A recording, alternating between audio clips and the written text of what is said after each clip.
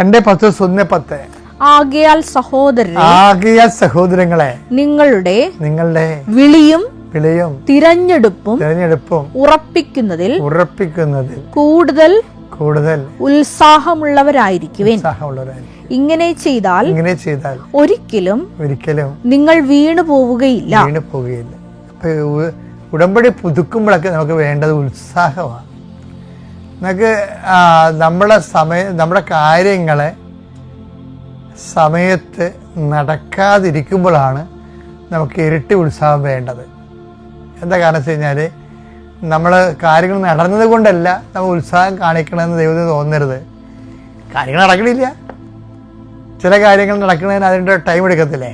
അപ്പം കാര്യം നടക്കണില്ല, കാര്യം നടന്നിട്ട് നീ ഉത്സാഹം കാണിച്ചാൽ അതിൻ്റെ പേരുള്ള ഉത്സാഹമാണെന്ന് തോന്നിപ്പോകും. അങ്ങനെയല്ല, കാര്യം നടക്കണില്ല, നിൻ്റെ പ്രാർത്ഥന കേൾക്കണില്ല.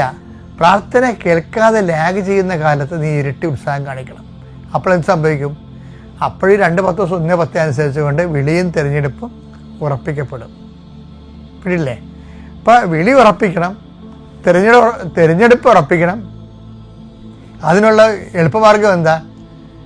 ഉത്സാഹം കാണിക്കാൻ സാധ്യതയില്ലാത്ത സമയത്ത്, പ്രത്യേകിച്ച് പ്രാർത്ഥന കേൾക്കാത്ത നെഗറ്റീവ് സാഹചര്യങ്ങളിൽ കൂടെ ഉത്സാഹം കാണിക്കണം.